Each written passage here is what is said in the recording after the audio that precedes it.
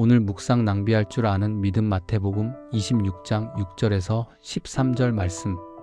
낭비, 혈세 낭비, 시간 낭비와 같은 조합으로 주로 사용하는 단어입니다.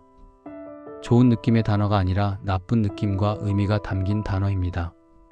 성경에서도 엄청난 낭비로 인해 논란이 된 장면이 있습니다. 겟세마네 동산에서 잡히시기 전 예수께서 베다니 나병 환자 시몬의 집에 계실 때였습니다. 추측하건대 나병 환자 시몬은 예수께서 베푸신 은혜로 나병에서 깨끗하게 된 사람이었을 겁니다. 그를 고유명사처럼 베다니 나병 환자 시몬이라고 불렀을 것입니다. 예수께서 그 시몬의 집에서 식사하실 때였습니다. 늘 그랬듯이 많은 사람이 예수와 함께 먹고 마시는 자리였을 듯합니다. 만약 시몬이 자신을 나병에서 건져주신 예수를 집으로 초대하여 잔치를 열었다면 제법 성대한 식사 자리였겠지요. 많은 사람이 기분 좋게 떠들며 정성껏 차린 음식을 먹고 마시고 있었습니다.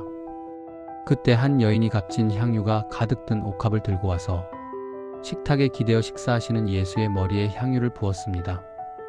우리에겐 익숙해서 불편함도 없고 이상한 느낌도 없습니다.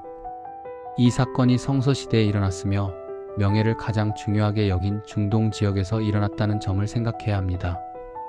게다가 그 시대는 남자와 여자의 신분 차이가 극심했던 때라는 점도 기억해야 합니다. 여러 정황을 고려해서 그 장면을 상상해 본다면 예수께서 참석한 식사 자리는 남녀가 같이 어울리는 자리가 아니라 남자들로 구성된 자리였음이 틀림없습니다. 그곳에 여자가 들어왔다는 것 자체가 충격적인 일이었습니다. 아마도 그 자리에 있던 모든 사람이 순간 정지 상태가 되었을 테고 그들의 시선과 마음은 모두 그 여인에게로 쏠렸을 겁니다. 어쩌면 싸늘한 침묵이 흘렀을지도 모를 일입니다. 그곳에 여인이 끼어들었다는 사실이 충격적인데 그 여인이 보여준 행동은 경악을 금치 못할 정도였습니다. 그녀는 그 많은 남자의 눈치를 보지 않았습니다. 마치 약속이나 한 것처럼 아무런 망설임 없이 가장 귀한 손님이었던 예수에게로 다가갔습니다. 그 여인의 손에는 한눈에 보기에도 귀해 보이는 옥합이 들려 있었는데 그 옥합을 열어 예수의 머리에 향유를 부었습니다.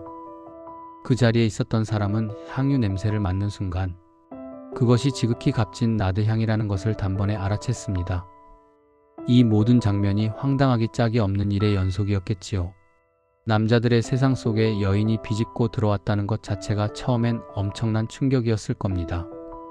그것도 잠시 그녀가 예수께 다가가 옥합을 열어 엄청나게 비싼 나드향유를 부었습니다.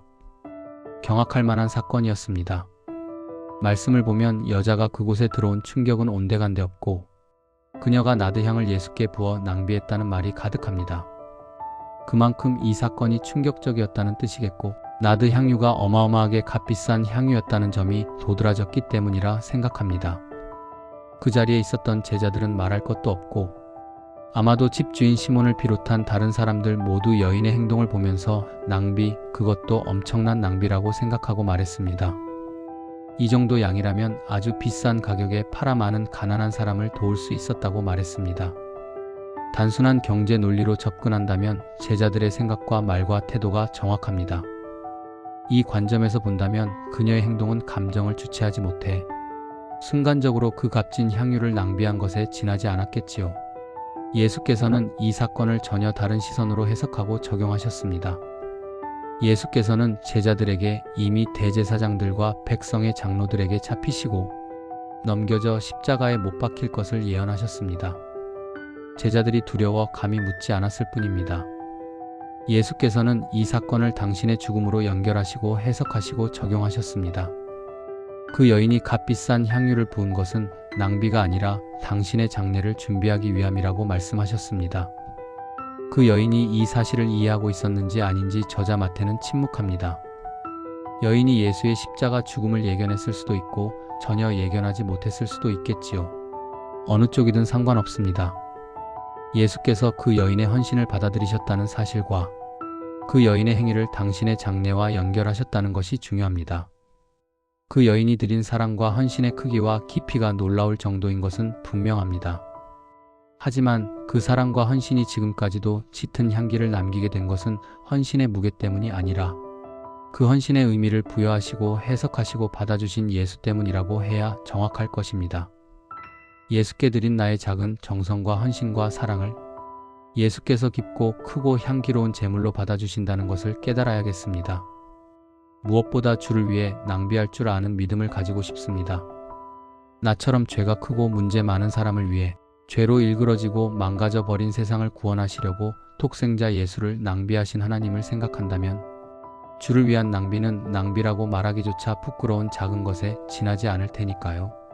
오늘 기도 1.